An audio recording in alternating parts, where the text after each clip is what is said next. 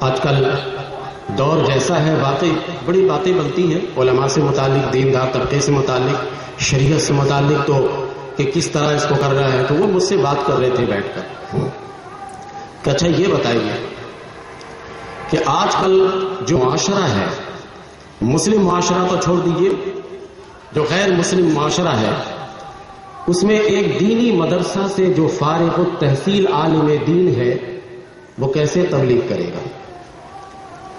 تو میں ان کے تیور کو سمجھ گیا. میں نے کہا دیکھیے، اگر آپ یہ سمجھتے ہیں کہ دینی مدرسہ سے فارغ التحصیل عالم دین آج کل کے اس بگڑتے ہوئے معاشرے میں دین کے احکام کو پہنچا نہیں سکے گا، کیونکہ لوگ بڑے تیز ہو گئے ہیں، کمپیوٹر کا دور آ گیا ہے، بڑے زیرک ہو گئے ہیں لوگ، تو مجھے آپ یہ جواب دیجئے کہ کیا کالج اور یونیورسٹی سے جو فارغ التحصیل ہوتے ہیں کیا وہ تبلیغ کا کام انجام آگے دے سکتے ہیں؟ کہنے لگے نہیں. میں نے کہا کہ پھر اس کا مطلب ہے کہ دونوں کے لیے مشکلات ہیں. دینی مدرسہ سے جو فارغ التحصیل ہوگا وہ بھی نہیں پہنچا سکتا، کالج اور یونیورسٹی میں جو جدید تعلیم یافتہ ہوگا وہ بھی نہیں پہنچا سکتا. انہوں نے کہا کہ ہاں ان کے لیے بھی مشکل ہے. میں نے کہا پھر ایک تیسری شکل بنتی ہے کہ مدرسہ پلس کالج. ایسا آدمی کا نہیں، اس کے لیے بھی مشکل ہے. کہا کیسے؟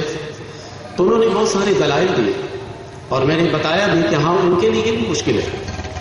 یہ بھی آج کل کے معاشرے میں جو غیر مسلم معاشرہ ہے وہاں پر اس کو مسلمان نہیں بنا سکتے. میں نے کہا کہ بالکل صحیح ہے، میں آپ کو ایک حل بتاتا ہوں. بڑے خوشی سے سننے لگے میری بات کہ حل بتا رہے ہیں، بڑی بات ہے. دیکھیے نا، تعلیم جو حاصل کر کے نکلتے ہیں تین ہی شعبے ہوں گے، یا تو خالصتاً دینی مدرسہ سے فارغ التحصیل ہوں گے، یا خالصتاً دنیاوی کالج، اسکول، یونیورسٹی سے فارغ التحصیل ہوں گے، یا دونوں میں مشترک ہوں گے. یہی تین شکل بنے گی. تینوں فیل ہو رہے ہیں، تینوں جو غیر مسلم معاشرے میں جا کر اسلام کو آگے نہیں پہنچا سکتے. میں نے کہا میں حل بتاتا ہوں.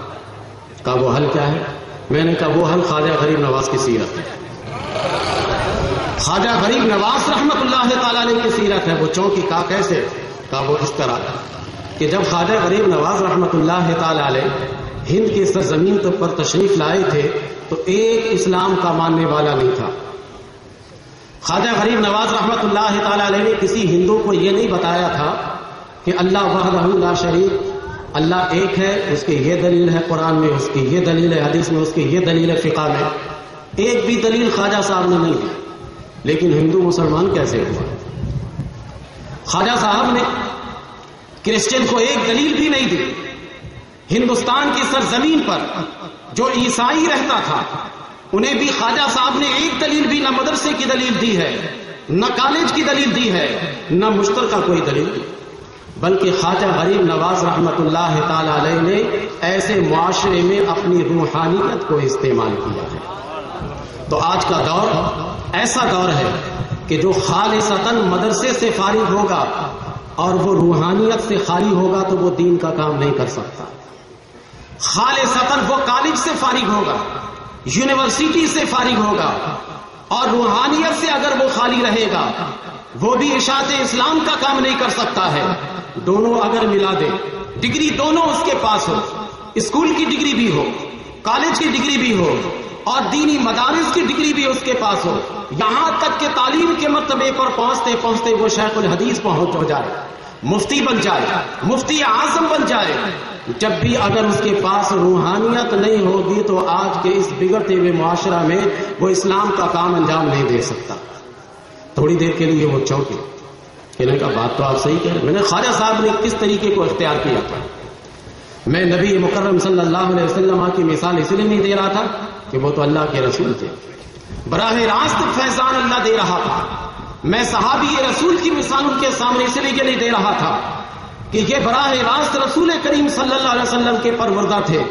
میں ایسے کی مثال دے دوں جو نہ صحابی ہو، نہ تابعی ہو، نہ پیغمبروں کی جماعت میں ہو، صلحاء کی جماعت ہو، جو صلحاء آج بھی ہمارے درمیان ہو سکے. اگر میں صحابی والا طریقہ ان کو بتاتا تو کہتے کہ آج صحابہ کا. اگر میں کہتا تابعی والا طریقہ ہے تو کہتے تابعیات کہاں ہے؟ میں نے کہا یہ صلحاء والا طریقہ ہے. تو وہ چونکے اور کہنے لگے ہاں یہ بات ٹھیک ہے. میں نے کہا دیکھیے خواجہ غریب نواز رحمت اللہ تعالی علیہ نے جو کام کیا ہے ہند کی سرزمین پر، غیر منقسم ہند، یہ جب بھی میں ہند کا لفظ استعمال کروں یہی مراد ہے، غیر منقسم ہند. تقسیم کے بعد پاکستان اور ہندوستان الگ الگ ہوا، لیکن خواجہ صاحب کے وقت میں کوئی تقسیم نہیں تھی.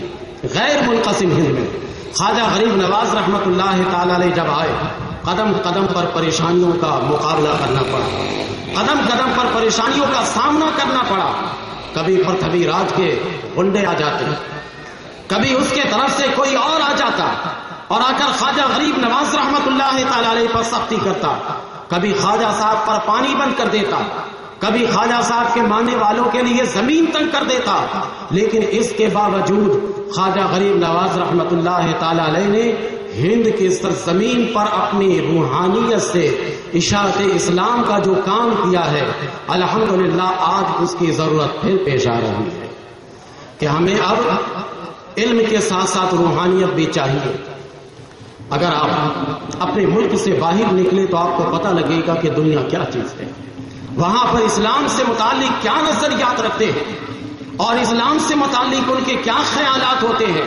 ان کو کہیے گا کہ میرے قرآن میں ہے کہ حضرت عیسیٰ علیہ السلام اللہ کے نبی ہیں، اللہ کے بیٹے نہیں ہیں. وہ کہتا ہے کہ ہمارے انجیل میں ہے کہ حضرت عیسیٰ علیہ السلام اللہ کے بیٹے. دلیل کیسے دیجیے گا؟ لیکن خواجہ صاحب نے عیسائیوں کو جو دلیل دی ہے وہ اپنی آنکھوں سے دلیل دی ہے، اپنی روحانیت سے دلیل دی ہے. تو خواجہ غریب نواز رحمت اللہ تعالی علیہ نے سرزمین ہند میں جو کام کیا ہے اس کام کا ہم احترام کرتے ہوئے آج ان کے نام کی محفل منا رہے ہیں، اس کام کا احترام کرتے ہیں. اور آج بھی خواجہ غریب نواز رحمت اللہ تعالی علیہ کا شکر گزار ہیں کہ اے خواجہ اگر آپ رسول کریم صلی اللہ علیہ وسلم کی بارگاہ سے ہمارے لیے ایمان کا تحفہ نہ لاتے تو آج ہم بھی بتوں کے سامنے رام رام کرتے رہتے. لیکن ہم آپ کے کام کا احترام کرتے ہیں کہ آپ نے کلمہ پڑھایا، ہمارے باپ دادا کو پڑھایا ہے، ہمارا واسطہ سلسلہ چلتے چلاتے وہی جا کر ملتا ہے. تو خواجہ غریب نواز رحمت اللہ تعالی علیہ کی قدردانی اسی کے پیش نظر ہے کہ خواجہ صاحب نے ہمیں اور آپ کو کلمہ پڑھایا ہے، ایمان کی دولت دی ہے اور ایمان سے ہمیں مشرف کیا ہے. اس لیے ہم اپنی زندگی بھر خواجہ غریب نواز کے گیت گاتے رہیں گے، ان کا چرچا کرتے رہیں گے، ان کے ایام مناتے رہیں گے، ان کے ذکر و اذکار کرتے رہیں گے، کیونکہ خواجہ غریب نواز رحمت اللہ تعالی علیہ نے ہم پر بڑا احسان کیا. انہوں نے سرزمین ہند میں بڑا کارنامہ انجام دیا اور بڑا کام کیا ہے. تو خواجہ غریب نواز رحمت اللہ تعالی علیہ کے کام کو نہ ہم بھولیں گے نہ ان کو بھولیں گے.